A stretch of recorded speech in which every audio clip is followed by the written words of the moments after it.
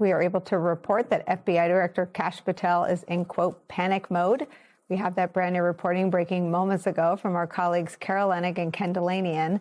It's about the turmoil inside the FBI right now after a string of deeply embarrassing and rather alarming stories about Kash Patel and his tenure as the head of the country's top law enforcement agency. From that new reporting, quote, Kash Patel has ordered the polygraphing of more than 24 former and current members of his security detail and other staff and has been described as in panic mode to save his job and find leakers among his team.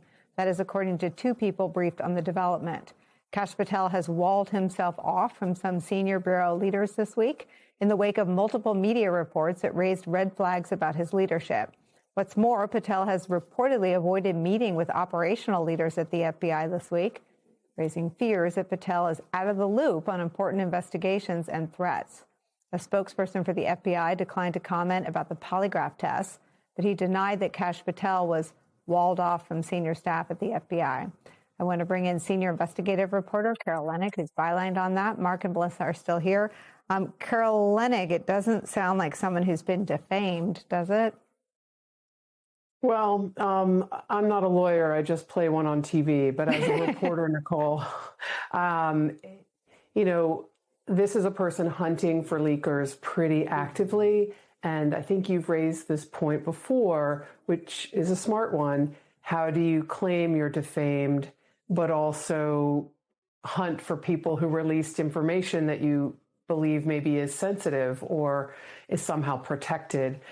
As we reported at MS Now I can't remember if it was 2 days ago or a day, but it was basically a finding that Patel had ordered this investigation into the leaks or the sources to an Atlantic magazine piece that described how FBI agents were super, super worried about the leadership of the Bureau because of Patel allegedly engaging in drinking to excess on a pretty regular basis and having to reschedule meetings in the mornings after these quote unquote alcohol-fueled events.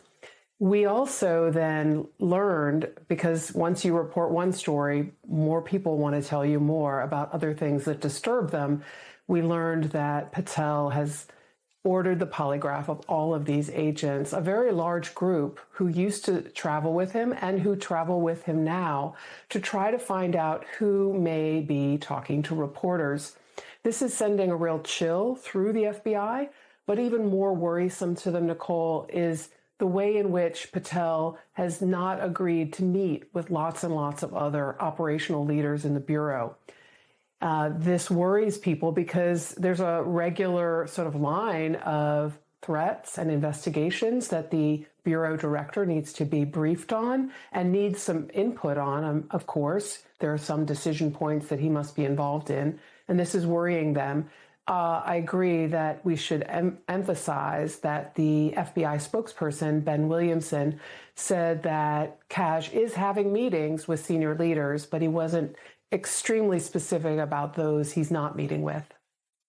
I'm going to do something I don't always do. I would like to read the piece. It is new since I've been on the air, but I think it's important for our viewers to hear what you're reporting right now exclusively. FBI Director Kash Patel has ordered the polygraphing of more than 24 former and current members of his security detail, and other staff has been described as in panic mode to save his job and find leakers among his team. That's according to 2 people briefed on that development. Patel has walled himself off, as we've been discussing, from some senior Bureau leaders this week in the wake of multiple media reports that raised red flags about his leadership. That's according to 3 people familiar with his recent actions. 2 of the people told MS Now that the director ordered the polygraphing this week of the former and current security detail members, as well as several information technology staff.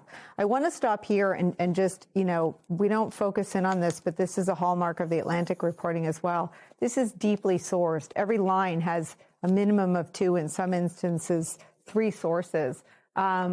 Just talk about that level of corroboration. It's nice of you to ask, because I think this highlights something you may not intend to highlight, but think about what it must be like to work in the FBI or in law enforcement And as we have described in our reporting, to feel that the Bureau is in danger because of who is directing it. And think about what it must be like to see colleagues and hear colleagues are being polygraphed, or maybe even former colleagues or friends, people who've been fired, and still be willing to talk to me and to Ken. So I'm grateful to the sources who continue to share information with us, and actually to other reporters as well. I mean, come to us first, but yeah, I mean, I think it's pretty impressive. I think it's just really pretty impressive that people feel this information needs to get out and take some risks to do so.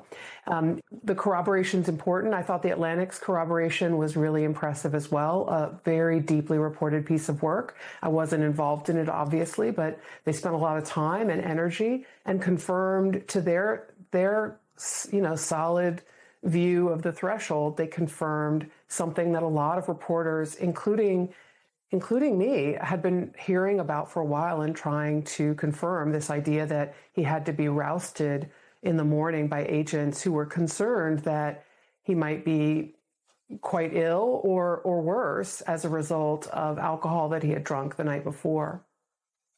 I want to read a little bit more from the reporting.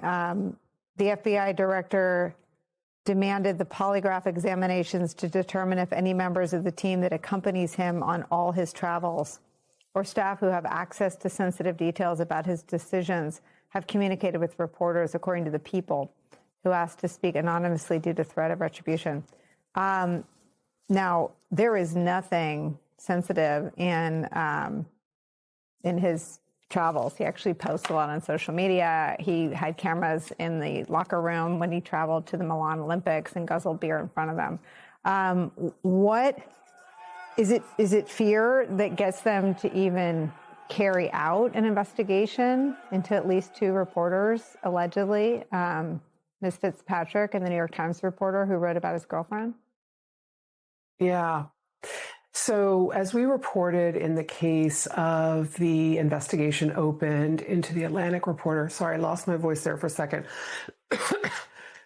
Agents and sources told my colleague Ken Delanian in pretty sympathetic tone that, we're damned if we do, we're damned if we don't open this probe. And I'm paraphrasing a little here. If we don't open this probe, the agents are fearful they're going to be fired.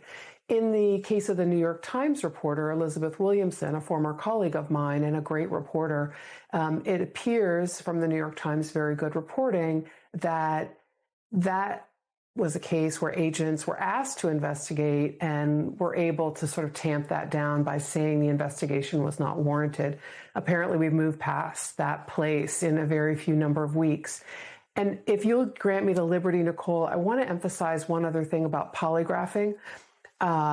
In the course of reporting this story today, I learned something new that I'd never heard before, which was that Kash Patel, the director, engaged in another mass polygraphing event when there was a report that he had requested a gun. And apparently an agent had mentioned this on a call with other agents, and that made him sort of subject number one or suspect number one. I actually don't know the name of that agent, but it led to the polygraphing of dozens of agents to try to figure out who had revealed information from this call.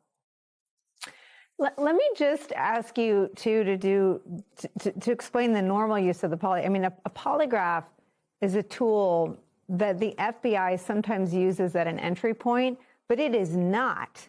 It is not like like re-upping your IT creds. Like, it is not a tool that any agent is subjected to in a leak investigation by their own organization. Just speak about how outside the norm, how sort of North Korea adjacent this practice is at the FBI as an ongoing management tool from its leader.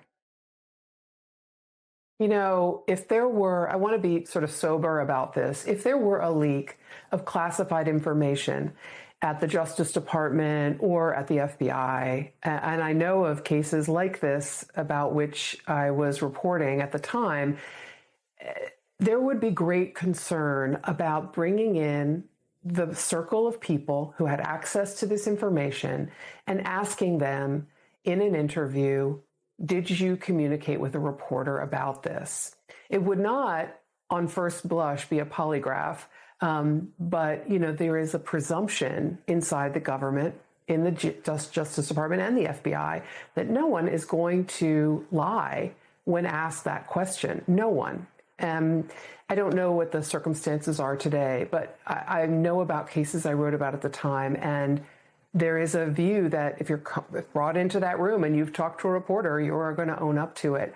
A polygraph is exceptionally rare, but really, really rare in the leak of information, as you described, that is not classified, that is about what is the director doing? What is the director ordering in the case of an investigation of looking at the contacts and sources of a reporter engaged in normal news gathering? It is not in any way something that's been used when information is just simply unflattering to a senior leader.